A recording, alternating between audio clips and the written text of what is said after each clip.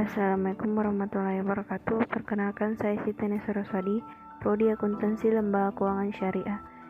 Di kesempatan kali ini saya akan menjelaskan atau memaparkan materi tentang investasi jangka pendek dan investasi jangka panjang dalam saham dan obligasi. Mata kuliah Akuntansi Keuangan Dasar yang dibawakan oleh Ibu Indrayani MAK. Pembahasannya yaitu investasi jangka pendek dalam saham dan obligasi. Kedua, investasi jangka panjang dalam saham dan obligasi. Konsep investasi. Apa itu investasi? Investasi adalah penanaman aset atau dana yang dilakukan oleh sebuah perusahaan atau perorangan untuk jangka waktu tertentu demi memperoleh imbal balik yang lebih besar di masa depan. Investasi merupakan salah satu cara dalam mengembangkan jumlah uang atau harta yang Anda miliki saat ini.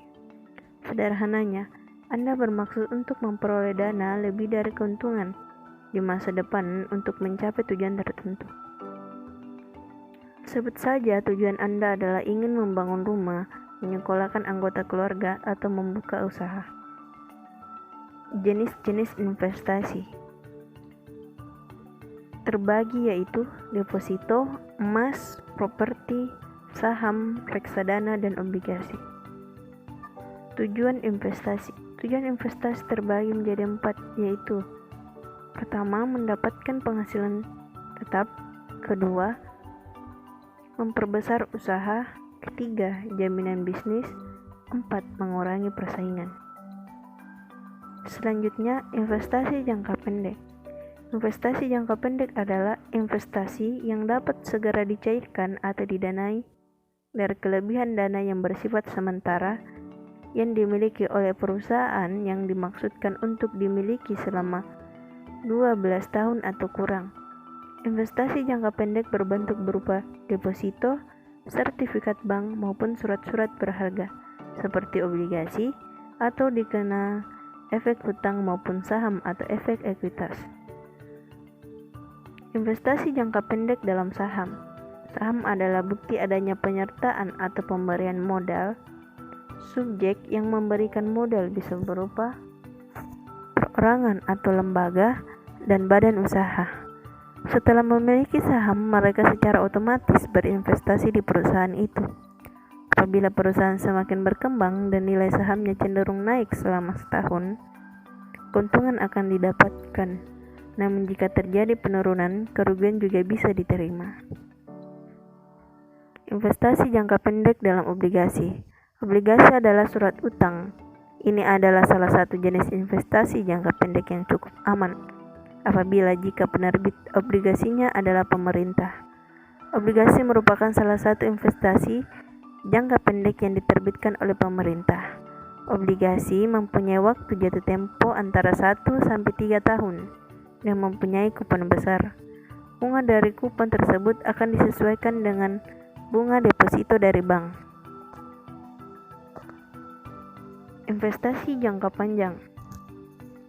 Modern, suatu perusahaan dapat mendapatkan dana dari para investor dengan cara menerbitkan atau mengeluarkan saham. Berbeda dengan obligasi. Saham adalah suatu pernyataan dan bukan surat utang dan tidak membutuhkan penembusan penerbitnya.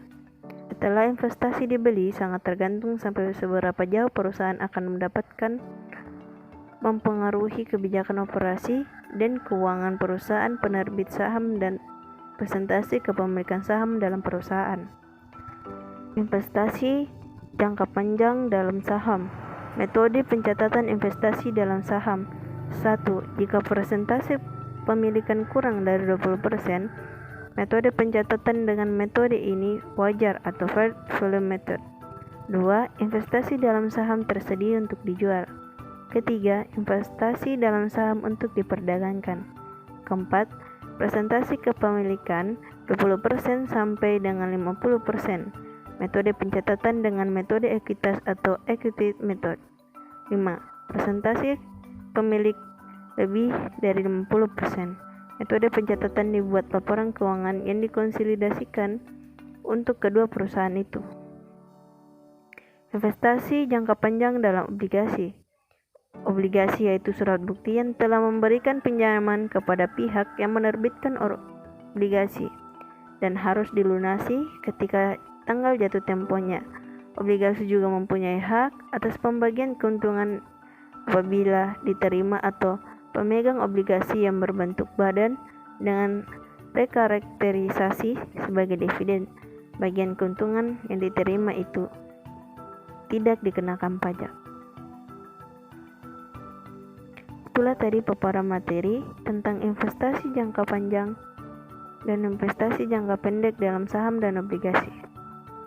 Sekian, terima kasih. Assalamualaikum warahmatullahi wabarakatuh.